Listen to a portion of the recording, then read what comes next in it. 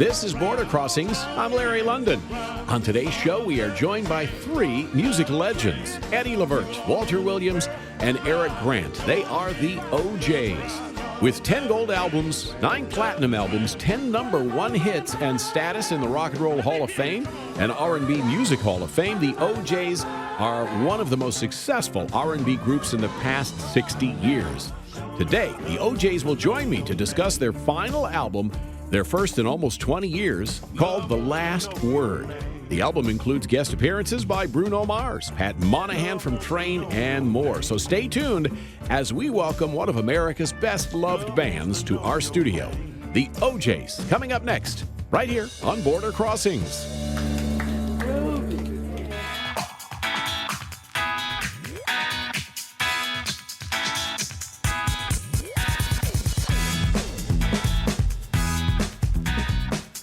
Hi, welcome to Border Crossings. We have a very, very special show today. I'm very excited.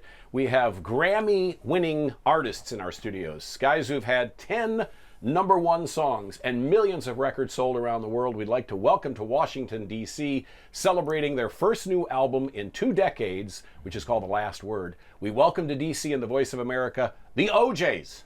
Yeah! Yeah! Yeah! We've got a live audience out there. People love the OJays. You guys, congratulations on, this is the 6th decade, I guess, now? Yeah. 6th decade. Yeah. Ain't that something? Amazing. That sounds ancient, doesn't it? It does. Now, honestly, how do you sustain, how do you keep going? How does this, the business is changing so rapidly, and it has since you started, but you guys, you're still here, and you're still the originals, and you're still doing your thing. Well, you gotta love it, and the people. That's what keeps me in it. That's what keeps me in it. The people. They come out. We're still selling out on material that's at least 25, 30 years old. Goes back to 1972. For the Love of Money, Love Train, Backstabbers. That's a compliment within itself. And we're now seeing 3 generations. People our age, ancient people. Prehistoric. Seasoned. I use the word seasoned. That's good. I like that. And we're seeing their children and their children. So it's great. And as long as I'm physically able to do it, I'm going to do it. And I know we're saying that we're retiring. Well, we are. But slowly. Slowly. Nobody wants to lose you guys. You guys are loved everywhere. Don't you know that it's time to get on board? Y'all sing and let this train keep on riding on through.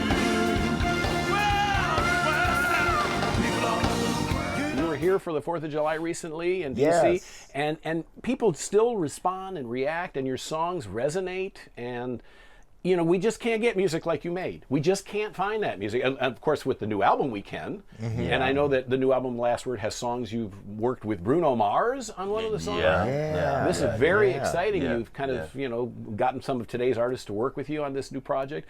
stand up.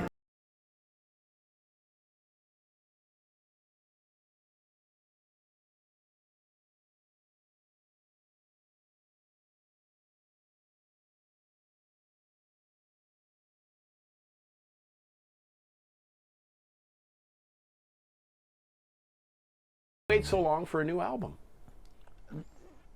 To find the proper people that were interested in doing it and wanted to make it happen. Mm-hmm. You got a lot of people that talk at you and say, well, you should do another album. Let's do another album. But finding the people who want to do it the proper way and make it happen and do the promotion behind it also. It's just, I think we got with the right people as far Steve Greenberg and the people over at S-Curve. And BMG. You're protecting a brand, you're protecting an image, so you just can't really do a new record with anyone. It has to be someone that knows what they're doing and have some kind of affiliation with it. Affiliation with people that can get it done. BMG certainly can get it done. And they have to, and they also have to have a feel for the artist. For the group. Absolutely. They have to know what that brand is about and to what degree of music that they did before. So you don't want to cheapen that. You know what I'm saying? So what the OJays did was they did real music. They did what they do best. Social, they talked about social issues, and then they did love songs too, which they do best. So you got to find a company that's willing to let them be them and let them do what they did in the past, you know what I mean? But just make it modern, make it today. And they put us with producers like Betty Wright, Sam Hollander, who's a monster on the charts these days, so couldn't question that. And so all we had to do was deliver, so. And today's game is more a producer-driven game, where the producers really It's the stars. they're the stars. They're the stars. You The know, producers are the they're stars. telling you how to sing it. They can give you a line for line and make a record out of it. Yeah. You know what I'm saying? For the whole song. So it's more producer-driven than an artist nowadays. I had never recorded a record like that you do line for line. Normally you go learn the song and you make it yours and you get into it, but this was different. And then that show we did for America's birthday, that's the biggest show I've ever done because Big Bird was on that show. You get no bigger than Big Bird. No, you don't get no bigger than Big Bird. You kidding me? We're talking with the OJays, Walter Williams, Eric Grant, Eddie Levert, and these guys are icons, legends. I mean, it never gets old, I imagine, whenever somebody says you are legends. I mean, that's quite an honor, a badge to wear, and you guys have achieved that status through all of the great music you've given us and all of the other great things you've done and the message you've sent. And you were in a movie with Beyonce. Yeah. So, I mean, you guys, you know, I'm in awe of you, and really it is an honor to have you on our show today and to have you in our studios. Now, you know, you came to the name the OJays. You were the mascots. You were the Triumphs. How did you decide the OJays? What's the connection of the name of the OJays? We didn't decide it. We went to Detroit to strike a deal. Your hometown. My hometown. Yeah, okay. It's been a great place for us. And Eddie OJ, who was a disc jockey in Cleveland, took us to meet with Berry Gordy. Well, that deal didn't work out, but his wife, Thelma, she had a record situation, and we got with her, and we signed, and we didn't have a name. They didn't like mascots. We didn't like mascots. But that was Sid Nathan at King Records. He wanted a 2-syllable name. So in changing the name, Eddie OJ said, look, just call them OJ's Boys for now, and we'll come up with something. We'll let you know. I'm in Cleveland. I'm at the house, and I hear, here's a new one by the OJays. And it was How Does It Feel? Ball and Chain, everybody called it. And it was a local success, nothing major, but it got the ball rolling. And that's how we became the OJays. Give the people what, give the people what, give the people what, give them what they want. Don't you know, no trivial order. Give the people what, give the people what, give the people what, give them what they want. You better, don't you know you. Give the people what, give the people what. Do you guys have a favorite moment to date? I mean, I'm sure it's different for each one of you, but a favorite time that you've enjoyed. 60 years is a long time to pick a moment, but is there something that stands out that if you were writing your story, you're writing a book or a movie about the OJays, what would be your moment? For me, Walter was the induction into the Rock Hall. What they do, they smiling in your face all the time. Wanna take a place to backstab us. I keep getting all these visits from my friends.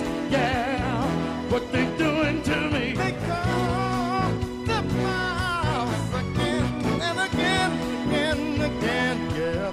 We had been waiting for that. They had put us in the hat so many times.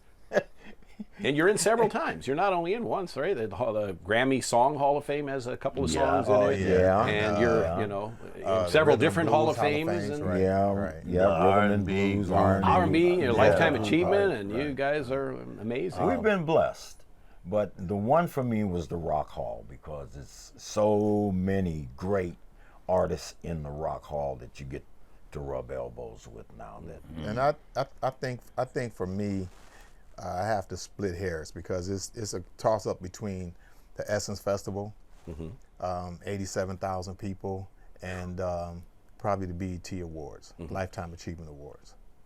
One of the greatest moments for me was we were on the road, and we were driving the station wagon, and we were in the middle of Colorado somewhere, Wyoming or somewhere in the middle of the wilderness, and there was nothing around but sagebrush and mountains, and all of a sudden on the radio comes this dum dum dum dum dum dum dum dum, and the music and I'm talking about, where have I heard this at before?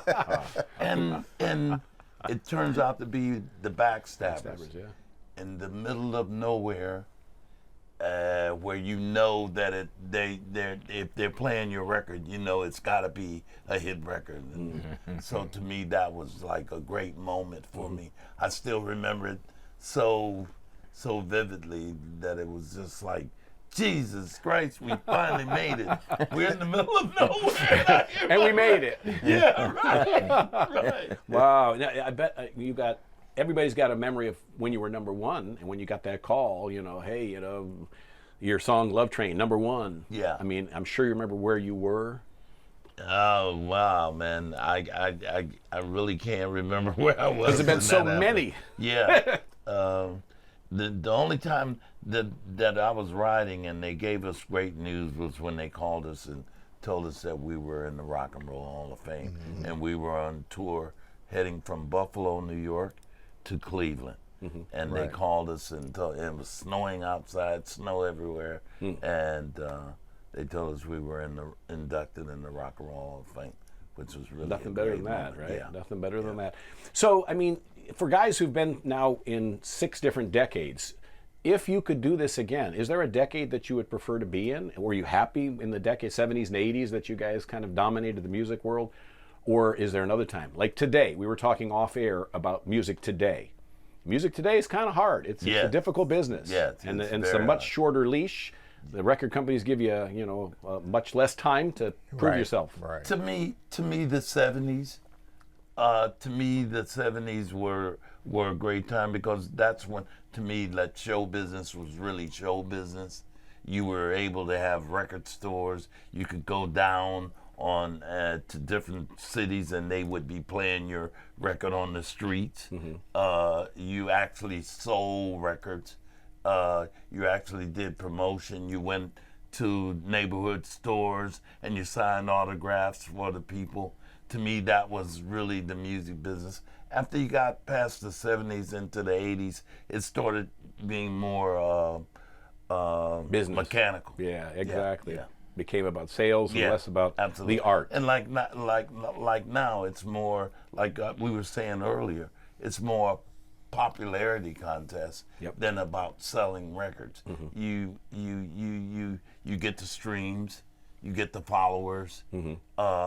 That don't mean that you're really selling records. Right. It means that people are passing your stuff around and you're getting no money for it. And it doesn't even really mean that you're that talented.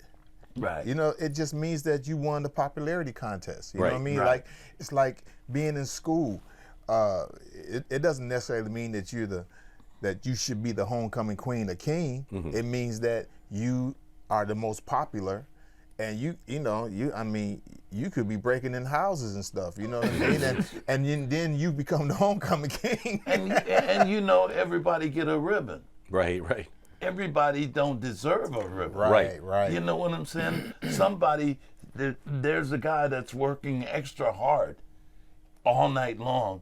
He's spending that time grinding away, and everybody get a ribbon.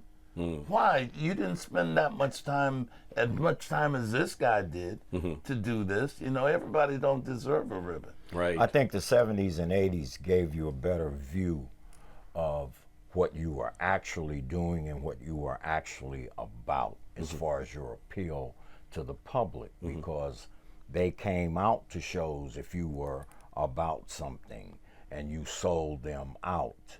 So the 70s and 80s, it changed after that. I mean, the whole business seemed like it changed. Record companies started to disappear, and the marketplaces started to dwindle after the 70s and 80s. You can no longer get on a tour bus and actually make it make sense because the cities are too far apart. Yeah, absolutely. You know, you don't have. We played the major markets in most states and then the secondaries. So you could stay in a state 3 or 4 nights. Now you play New York and you got to get out of there. Right. Off to Boston for the next night. You got to go to Massachusetts to do your next gig. So it's like we're in Connecticut on tomorrow night, and then we have to fly all the way to the other end of the country for the next gig. For the next job. Yeah. And this weekend you've got a show in New York, right? I mean, you're doing a special show, and I know they're going to be broadcasting on PBS. Right. Yeah, That's the PBS special. week. That's tomorrow, actually. Oh, tomorrow. Yeah. That's when that's going to be. That was recorded. And the Grammy Museum and all of these shows you we guys got to are do that. nonstop. All of that. People will steal from their mother. People will rob their own brother. People can't even walk the streets because they'll never know in the world that's gonna meet more than being on these big.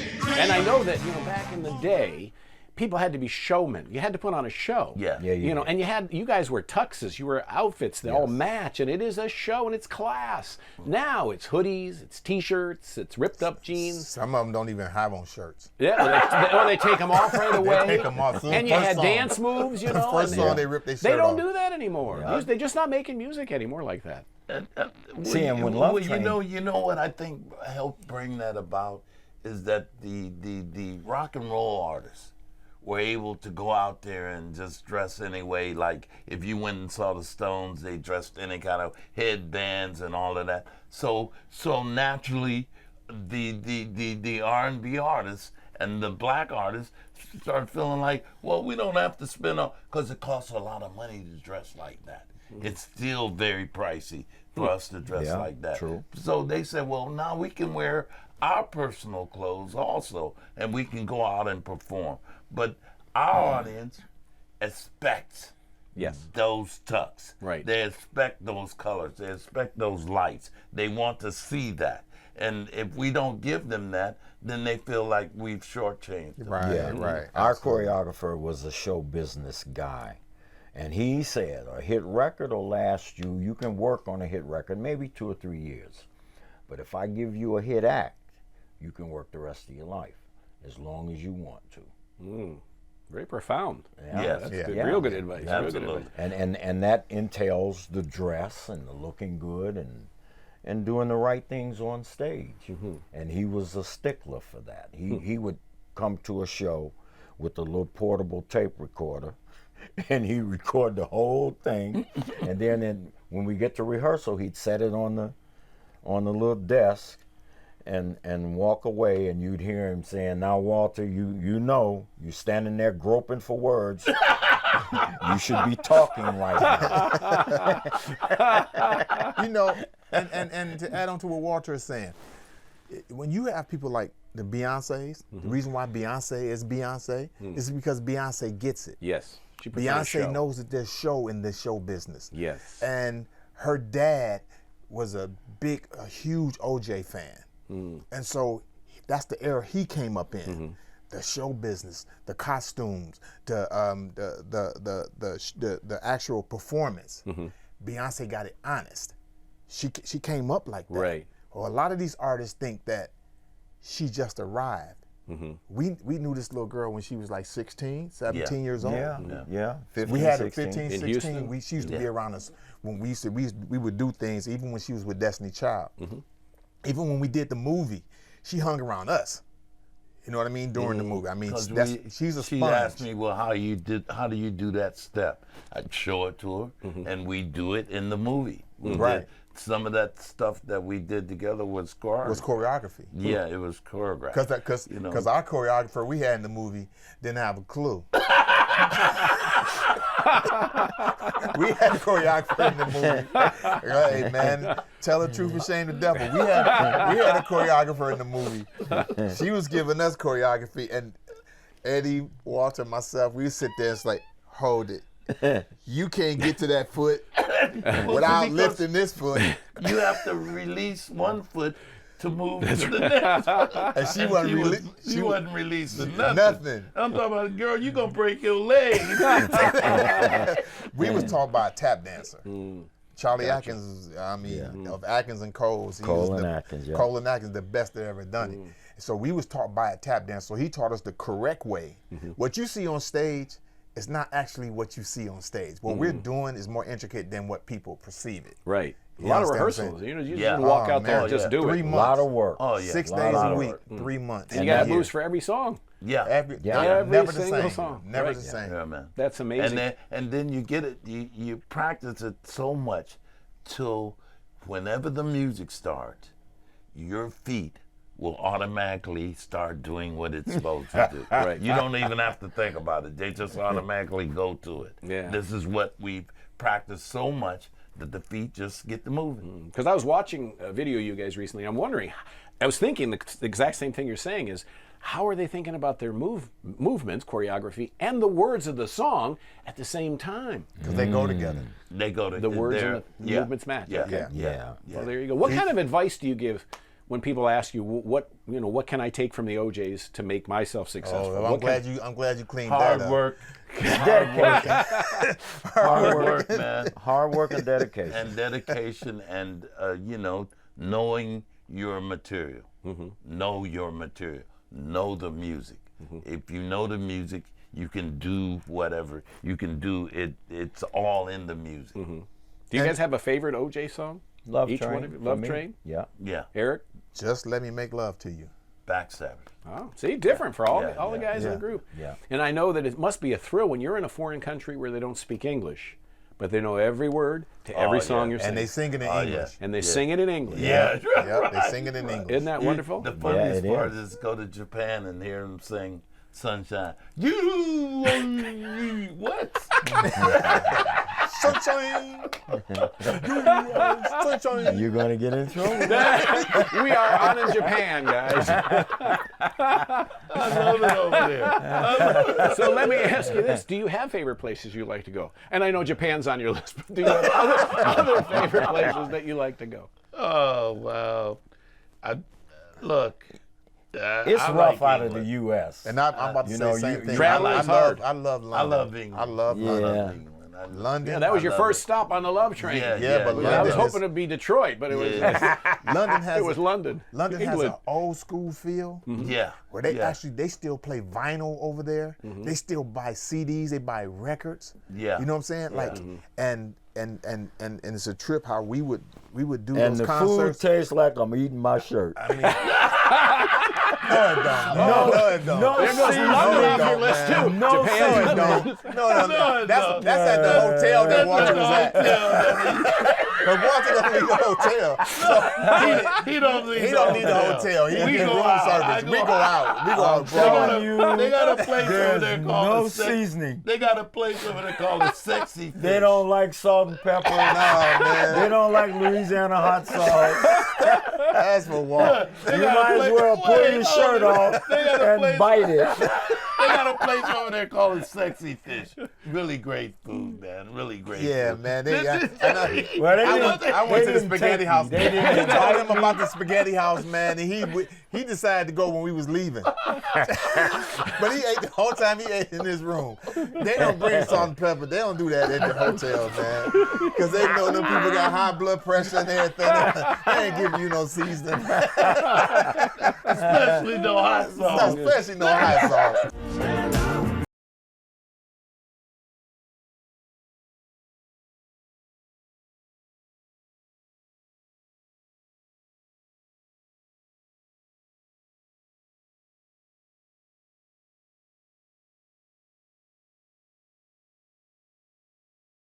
Talking with the OJays, who are promoting a brand new album, their first in 2 decades, and it's called The Last Word. So tell me about this album. Tell me how this differs from the last album 24 years ago. Not a lot of difference. It because they made it. They intentionally went and cut it with live musicians. They went and really they wanted to mimic what we had done in the earlier years, and so that they used that as a roadmap to what they did on this album. And as far as the messages is concerned, Tough times. Tough times. Yeah, we're just talking about. We are in tough times. We're talking about things that that are going on now, and whether you want to hear it or not, this is what we're talking about right now. Right. The one that sticks out the most to me is the song, "If There's a Heart Out There, Show Love." And it says lyrically, it's really strong, and it's the kind of song that makes you think and brings people back together. Then we did another one called Above the Law. Above the Law, yeah. And I can guess what that one is. Oh, man. It has a lot to say. It's very truthful, and hopefully it'll help. Music, Rather than you know, is it our solace, our inspiration? You know, I mean, people turn to music to escape the headlines and things like that. So you guys have obviously put a lot of thought and time into creating this new album. And what else is different? Normally we have on an OJ album at least 3 really solid ballads, but we don't have on this one. We have one, and it's one that was recreated by Betty Wright and Eddie and Steve, and it's I'll Be Sweeter Tomorrow. We did it probably in the late 60s. Yeah, absolutely. And then Linda Jones came along and had a smash on it after we had a good hit record on it as well. So it's well known, but I like the way we did it again this time. And it's the only ballad on the album. Is there anybody you want to work with that you haven't worked with yet? I mean, you guys have worked with everybody in the music business. You know, Quincy Jones. Quincy man. Jones? I just, you know, in his heyday, I really thought he was a great producer. And arranger. Especially when he did the stuff with Michael Jackson, the early stuff that he did with Michael Jackson. I just felt like we could have done a great, some great music with him. You know what I'm saying? and we really need Babyface to do what he said he was going to do. He said we was on his bucket list. He wanted to do an OJ album. Babyface need to come on and do this OJ album. Yeah, That's right. So now this is not the last we're gonna album. be on his bucket list. This is When we kick the bucket. the bucket. so Eric, we got it here now. This is not the last album. No, it's kind of sorted. I tell you, if Kenneth calls you up, if those people buy this album, and they could see where it could make sense, dollars and cents, then I mean They'll do another. Then they'll do another. Yeah. but you guys shouldn't walk away. I mean, you're still young. Obviously, you got your health. Thank I God. don't know where you At got that. that point, yeah. Young at heart. And I don't know where you got walk away either, bro. Bucket comes to mind. You saw how long it took us to get here, didn't you?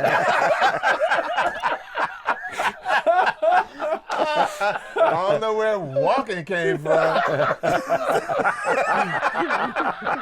I mean, if this is your last album, can you leave the business feeling satisfied and content? Are you going to leave and saying we've done everything we wanted to do, we've achieved everything we wanted to achieve? There's nothing left for you guys to do in the business that you still say, come on, guys, let's do this. Now, I think every great artist has had a second shot at reaching that pinnacle one more time. I think that we have not done that yet. I think that we need that. We if we could do that second time That at the top, real hard, real hot, I think then I'd feel satisfied. that what's love got to do with it type. Yeah, Yes. you know, like Yes. Tina Turner. Yeah. You know, like you know. I agree with it, but it's greed.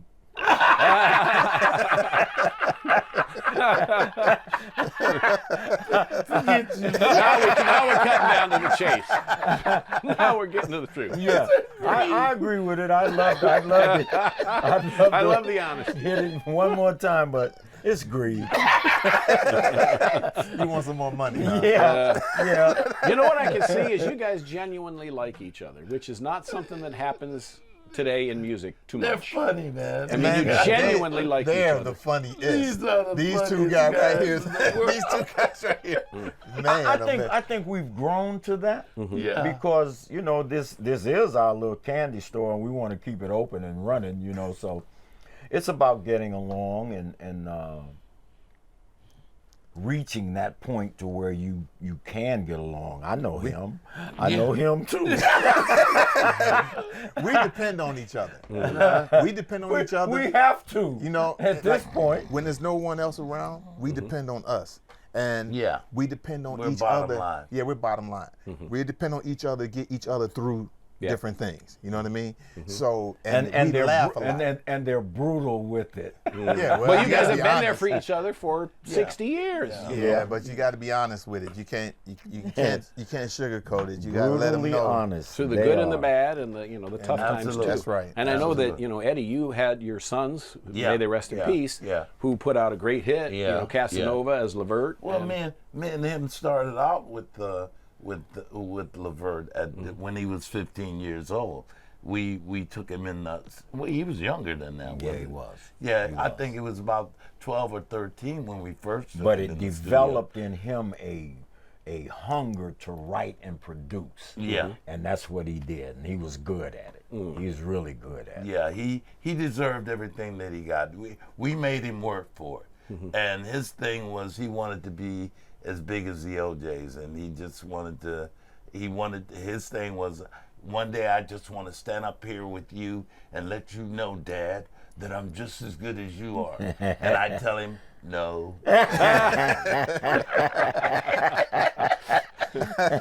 Ain't gonna happen.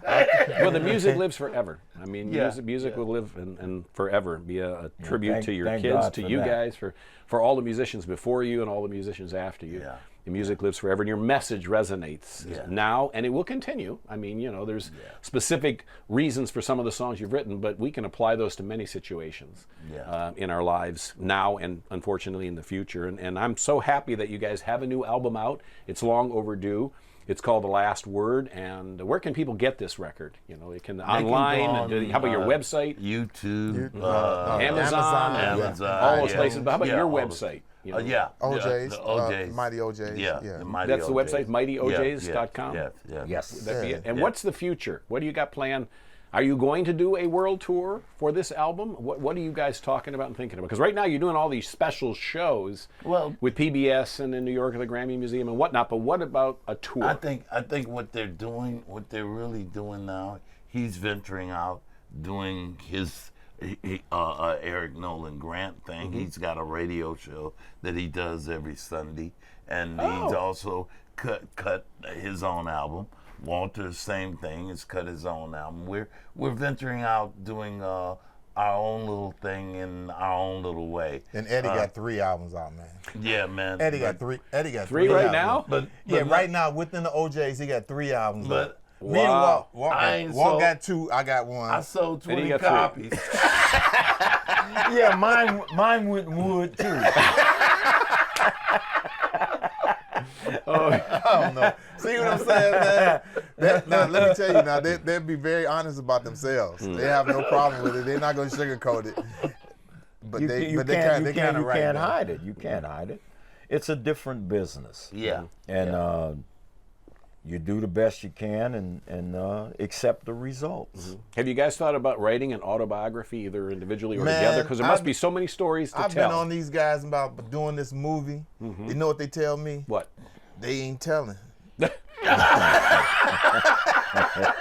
They say they want sensationalism. They want they not telling. They want you to tell on people. They want you to tell on people.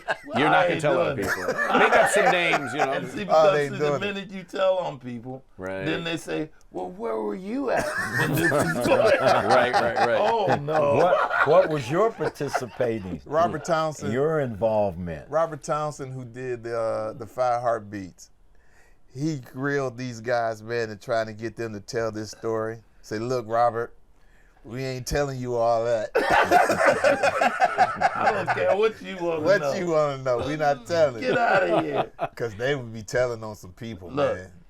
Can't do No, that. it's a lot of that stuff is very personal, man, and you know, and a lot of these people that we've known and that we've interacted with, you know, I value their friendship and I value our relationship. I refuse to tell on them. Mm-hmm. I refuse to tell on myself. You know what I'm saying? And we value our lives. Well, you guys have given us so many great memories, and I'm sure a lot of them will remain secrets among the, you guys and the stories behind the scenes and whatnot. But thank you for your music. Thank you for all you have done for American pop culture and for the world. Really, I mean, you can never say thank you enough. And I do have to thank you guys because you guys are true icons. I mean, not many people can achieve what you guys have achieved.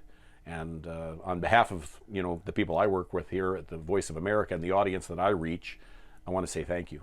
And thank you because it's been a blessing for us. And you can't top it. I can't. In anything I've ever done in my life, this has been the most fulfilling, and I'd do it again. And I have to agree with Walter. Me coming up, I was a huge fan of these guys, of the OJays, because they were our superheroes in Cleveland. And when I got the chance to, via Gerald Levert, when I got a chance to, join the guys, it's 25 years later. You know what I mean? And it's been an experience, and I was raised in this group. I was raised to be a man in this group by 2 men. It's the OJays. You got Live in New York on PBS coming up, the Grammy Museum special coming up, all these great things happening, and the new album, which is The Last Word. The OJays here in Washington, D.C. Gotta love them. Thanks for watching. This is Border Crossings on the Voice of America.